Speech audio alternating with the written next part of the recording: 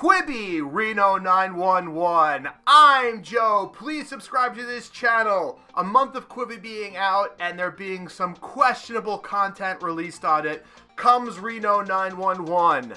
This review is going to be, I'll call it the first half of the season. I've done the first 5 episodes and I'll review the rest of the season when the next 7 drop and we're up to 12. This was a perfect show for Quibi. Now, they claim that the people from Quibi actually asked him to make this show for Quibi, and it makes sense because this show fits that format. If anybody remembers the original show, what it was a 22-minute, 30-minute show, 22 minutes with commercials on Comedy Central, and every episode would have a loose thread, a loose plot line that they go throughout the episode.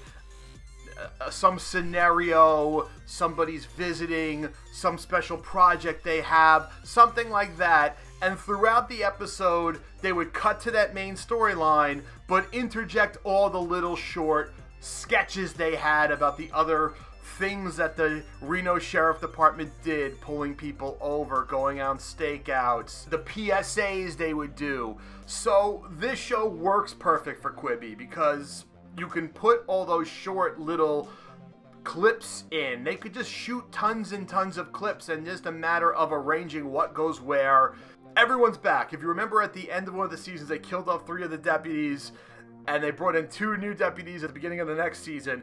They brought those deputies who they killed off back, along with the 2 new deputies. So everybody's back, which I like. 10 years later from when the show off the air, they're addressing a lot of little modern things. Like one of the openings. The opening thing of the whole show was Jones going up to a white lady, and Jones is a black cop, a white lady who called in, "There's black kids in my pool." And he goes on a rant about you can't just do this, you can't just call up because there's black kids there, and, what's wrong with you, lady, you backyard Bettys, what exactly are they doing? And she says, they're drowning. And that was the kind of humor this show always had.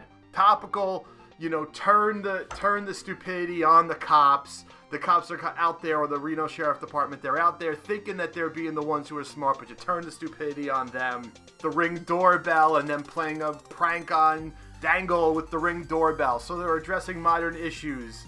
Another one that was modern was the gun show. The gun show's very modern. That's something that's really taken hold lately. People with their Second Amendment rights. And when Clemmy comes out, she hugs the American flag, and there's a polite clap. One thing about the show, though, that I think is going to be troubling for them. I love Reno 911. I loved it back then. I think it's perfect. It fits just with what the show was 10 years ago. They haven't missed a beat. The problem they're going to face is I don't think the show is uproariously funny. It hasn't been then. It's not now. It's never been a show that you just laugh out loud the whole time. There's like a dark, wry sense of comedy and humor to it. And yeah, there's always going to be the moments where you really laugh. But a lot of times you're just watching things and soaking in the stupidity. And you're not sitting there laughing your butt off the whole time. And that was what the show was back in the day. And that's what this show is now. The guys from the state, that's their sense of humor. It was never like, you just never laughed. You're not going to be like, it's not going to be like a Chappelle show where you're going to be doubled over laughing the whole time. That's going to hurt with anybody who's not familiar with the show. This is really something that's only going to draw in people who liked Reno 911. And Reno 911 was good enough to get its own movie, which was funny.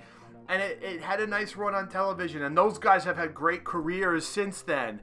I don't think it's going to score high marks with people who don't know the show and don't know the guys behind the show.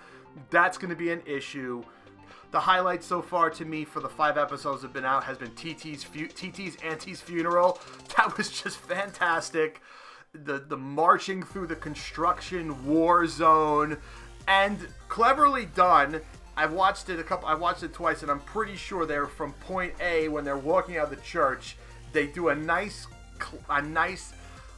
hidden cut from the porta potty, and when they come from the other side of the porta potty, they're clearly in a different location that's turned into a war construction zone. So it was really cleverly done. They made it look like it was one long shot, but it was 2, but it was still really, really well done. That was great. That was just so modern and looks so cool. And it's just, that's the ridiculousness of this show, is just seeing these insanity happen. Then the 4th and 5th episodes, that was ones that felt the most like the old show. That was the ones that felt the most belong, because it had that loose thread. It had that, we have to shoot a white guy because we've shot too many black people, so we have to shoot a white guy for our stats.